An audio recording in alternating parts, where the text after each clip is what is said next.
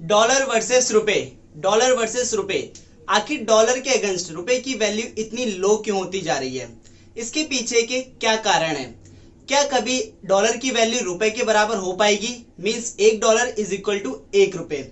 So hi guys, my name is Shahnawaz and I am a part of the tribulance 21। आज की इस video में हम लोग ये देखने वाले हैं कि डॉलर के अगेंस्ट रुपए की वैल्यू इतनी नीचे क्यों गिरती जा रही है। एक टाइम ऐसा भी था जब $1 1 रुपए के बराबर था। यस, जब इंडिया आजाद हुआ था 1947 में, उस टाइम पर $1 की वैल्यू 1 रुपए के बराबर थी। उस टाइम अपने इंडिया पर कोई भी फॉरेन का कोई कर्ज नहीं था। अभी इस टाइम पर रुपी ऑल टाइम लो पर चल रहा है। $1 लगभग 79.79 रुपीज के बराबर है, जो कि अभी तक का लोएस्ट प्राइस है। इसके पीछे के कारण क्या है? ऐसा क्यों हो रहा है कि डॉलर के अगेंस्ट रुपए की वैल्यू गिरती ही चली जा रही है और आने वाले टाइम में इसका क्या इम्पैक्ट होने वाला है, इस सब के बारे में मैं आपको बताने जा रहा हूँ। जब $1 1 रुपए के बराबर था, यानी कि आफ्टर 1947 $1 की वैल्यू 1 रुपए के बराबर थी। फिर इसके बाद ऐसे क्या कारण हुए, क्या रीजंस हुए जिसकी वजह से डॉलर के अगेंस्ट रुपए की वैल्यू गिरती ही चली जा रही है, उठने का नाम ही नहीं ले रही है? तो मैं बताता हूँ क्या। फर्स्ट ऑफ ऑल, जब 1947 में इंडिया आजाद हुआ तो उस टाइम पे आजादी के बाद इंडिया की जो इकोनॉमिक कंडीशन थी वो बहुत ही बेकार थी। तो अपनी इकोनॉमिक कंडीशन को ठीक करने के लिए इंडिया ने फॉरेन और प्राइवेट सेक्टर से लोन लेना यानी कि कर्ज लेना शुरू किया और 1960 तक इंडिया के ऊपर कर्ज की मात्रा बहुत ज्यादा बढ़ गई, जिसका इम्पैक्ट डायरेक्टली रुपए की वैल्यू पे पड़ा। उसके बाद दूसरा रीजन ये आता है, जो 1962 में इंडिया चाइना वॉर हुई थी और जो 1965 में इंडिया पाकिस्तान वॉर हुई थी, उसका भी इम्पैक्ट हमारे रुपए की वैल्यू पे पड़ा।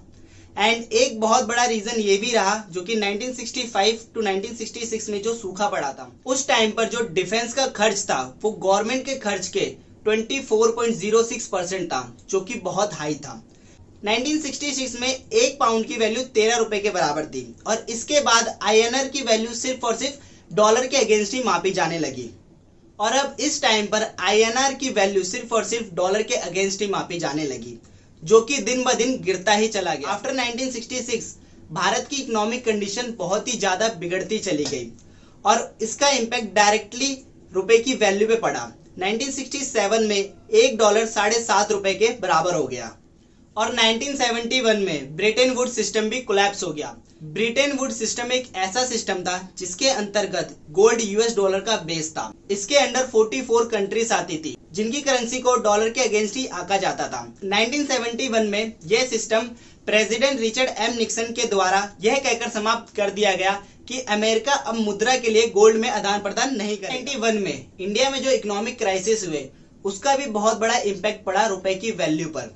After 1980s and by let 1990 $1 की वैल्यू 17 रुपए 32 पैसे के आसपास थी और 1992 के बाद $1 25 रुपए 49 पैसे के बराबर हो गया था और 1992 के बाद से इसकी वैल्यू गिरती ही चली गई। हालांकि अभी भी गिर रही है, बट उस टाइम पर रुपए की वैल्यू डॉलर के अगेंस्ट बहुत ज्यादा तेजी से गिरने लग गई थी और 2002 तक रुपए की वैल्यू गिरकर $1 इज इक्वल टू 48.99 रुपए हो गया। अभी तक रुपया सोया हुआ था, उसकी वैल्यू गिरती ही चली जा रही थी, उसको कोई फर्क ही नहीं पड़ रहा था। फिर 2007 में कुछ ऐसा हुआ जिसने रुपए को उसकी वैल्यू याद कराई और रुपए नींद से जागा। 2007 में रुपए ने खुद को स्ट्रॉन्ग किया और $1 39 रुपए 27 पैसे के आसपास आया।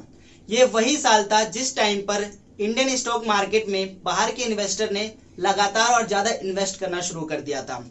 और तो और इस टाइम पर BPO एंड IT सेक्टर्स के एक्सपोर्ट्स में बहुत ज्यादा से तेजी आई थी, जिसकी वजह से रुपए की वैल्यू पे थोड़ा इम्पैक्ट पड़ा और रुपए ने खुद को थोड़ा स्ट्रॉन्ग किया। 2007 ही एक ऐसा साल था जिसने रुपए को उसकी नींद से जगाया था। 2007 के जाने के बाद रुपए दोबारा सो गया और अभी तक सो ही रहा है। 2008 में जो ग्लोबली फाइनेंशियल क्राइसिस हुए, उसका भी इफेक्ट पड़ा रुपए पे। इस टाइम पर रुपए की वैल्यू गिरकर 51 रुपए 75 पैसे हो गई थी अगेंस्ट डॉलर। और फिर एक साल ऐसा आया जिसने रुपए को बहुत ही गहरी नींद में सुला दिया। That was the year of demonetisation 2016। 2016 में डिमोनेटाइजेशन के बाद रुपए की वैल्यू गिरी और $1 68 रुपए 77 पैसे के बराबर हो गया। और उसके बाद से जब मैं ये वीडियो शूट कर रहा हूं तो आज के इस टाइम पर $1 इज इक्वल टू 79.79 पैसे है। आप लोगों को ये तो पता ही होगा कि डॉलर पूरे वर्ल्ड की सबसे स्ट्रॉन्ग करेंसी है, नॉट इन अ वैल्यू, क्योंकि कुछ कंट्री की करेंसीज की वैल्यू डॉलर से भी ज्यादा है, but dollar all over world में एक्सेप्ट किया जाता है और उसकी यही खूबी उसको एक स्ट्रॉन्ग करेंसी बनाती है। जैसा कि आप लोगों को पता ही होगा कि डॉलर की डिमांड कितनी ज्यादा है और इस टाइम पर अमेरिका ने डॉलर की सप्लाई को कम कर दिया है बिकॉज ऑफ मोनोपोली। इस टाइम पर जब मैं ये वीडियो शूट कर रहा हूं तो $1 इज इक्वल टू 79.79 रुपीज के अराउंड ट्रेड कर रहा है। बट यह भी माना जाता है कि आने वाले 8 से 10 सालों में $1 95 से 100 रुपए के बराबर हो जाएगा। तो उसका इम्पैक्ट क्या पड़ेगा आने वाले टाइम में? जब वैल्यू गिरेगी रुपए की तो उसका इम्पैक्ट पड़ेगा किस पे पड़ेगा? हम पे पड़ेगा, हमारे ऐसे आम लोगों पे पड़ेगा। बताता हूं कि इसका इम्पैक्ट क्या होने वाला है। मिला जुला के बात यह है कि आप सब अपनी अपनी कमर कस लो, क्योंकि महंगाई तो भाई आसमान छूने वाली है। क्यों? क्योंकि जब अगर डॉलर के अगेंस्ट रुपए की वैल्यू गिर रही है, यानी कि हमारे इंडिया में अधिकतर चीजें इंपोर्ट करी जाती है, एक्सपोर्ट रेट हमारा कम है अगेंस्ट इंपोर्ट। अब एक एग्जांपल लेता हूं, like crude oil. Crude oil हम लोग बाहर से इंपोर्ट करते हैं। अभी तक क्रूड ऑयल की जो वैल्यू चल रही थी $112 पर बैरल चल रही थी, यानी कि पहले हम $1 की जो 70 रुपए पे करते थे, अब उसी $1 के हमें 79.79 रुपए पे करने पड़ेंगे, यानी कि पहले से ज्यादा पे करना पड़ेगा। और यह चीज सिर्फ और सिर्फ क्रूड ऑयल पे अप्लाई नहीं होती, उन सारी चीजों पे अप्लाई होती है जो भी चीजें हम लोग बाहर से इंपोर्ट करते हैं, यानी कि जो भी चीजें इंडिया इंपोर्ट करता है वो महंगी होने वाली हैं। इसका एक बहुत बड़ा इम्पैक्ट इंडियन स्टॉक मार्केट पर भी देखने को मिलेगा जब फॉरेन इन्वेस्टर्स अपना पैसा इंडियन स्टॉक मार्केट से निकालना शुरू कर देंगे। हालांकि वो चीजें वो ऑलरेडी शुरू भी कर चुके हैं, जिसके कारण रिसेंटली अभी स्टॉक मार्केट क्रैश भी हुआ था, क्योंकि जब रुपए की वैल्यू गिरेगी तो उन लोगों को यहाँ पर अपना उतना प्रॉफिट नहीं दिखेगा। जहां पर उनको पहले $1 के 70 या 72 रुपए पे करने होते थे, अब वहीं उनको $1 के 79.79 रुपीज पे करना पड़ेगा, तो उनको उतना बेनिफिट नहीं दिखेगा, वो अपना पैसा निकालेंगे, जिसकी वजह से स्टॉक मार्केट भी क्रैश होगा। तीसरी चीज, यहाँ पे जो लग्जरीज आइटम्स होते हैं, like luxury car, luxury bike, luxury phone, whatever जो भी बाहर से इंपोर्ट होते हैं, ठीक है, लग्जरी आइटम्स, उनके भी रेट बढ़ेंगे, यानी कि जो भी बाहरी कंपनियां होंगी उनके जो भी हमारे पास प्रोडक्ट्स होंगे उन सबके रेट्स बढ़ते जाएंगे। बट यहाँ पर एक चीज में फायदा होगा, वो क्या है? वो है रेमिटेंस। रेमिटेंस यानी कि जो लोग यूएस में रहते हैं, बाहर रहते हैं, एनआरआई जो यूएस में रहते हैं, वहां से जो कमा के पैसा यहाँ पे भेजते हैं अपनी फैमिली को, तो पहले वो $1 भेजते थे तो 72, 74 जो भी अमाउंट चलता था उतना होता था, लेकिन अब $1 का 79.79 रुपए उनकी फैमिली को मिलेगा। बट सिर्फ क्या रेमिटेंस के होने से हमारा बेनिफिट है? नहीं, ऐसा कुछ नहीं है। रेमिटेंस के होने से कोई उतना बड़ा फायदा नहीं होता है। But now we can say कि सिर्फ रेमिटेंस में फायदा होने से, प्रॉफिट होने से हमारा क्या फायदा होगा? बाकी चीजों में तो नुकसान ही हो रहा है। अभी इस टाइम पर रुपए की वैल्यू इतनी ज्यादा गिरने का कारण यह है कि यूएस में रिसेंटली यूएस फेडरल बैंक ने इंटरेस्ट रेट बढ़ा दिए हैं।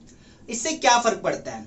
इससे फर्क यह पड़ता है, जब भी ऐसा होता है तो जितने भी ग्लोबल इन्वेस्टर्स होते हैं वो अपना पैसा हर जगह से निकालकर यूएस में इन्वेस्ट करना शुरू कर देते हैं, जिसके कारण यूएस की जो करेंसी है यानी कि डॉलर, वो स्ट्रांग होती जाती है और बाकी जो कंट्री है उनकी करेंसीज पे इसका इम्पैक्ट पड़ता है। और यही सबसे बड़ा कारण है कि अभी रुपए की वैल्यू इतनी ज्यादा गिर गई है। सो गाइज, ये था डॉलर वर्सेस आईएनआर। इसमें मैंने आपको बताया कि डॉलर के अगेंस्ट रुपए की वैल्यू इतनी क्यों गिरती जा रही है। आई होप वीडियो आपको अच्छी लगी होगी। अच्छी लगी हो तो लाइक कर दें, सब्सक्राइब करना ना भूलें और कमेंट करना तो भूलना मत, ठीक है। मिलते हैं अगली वीडियो में।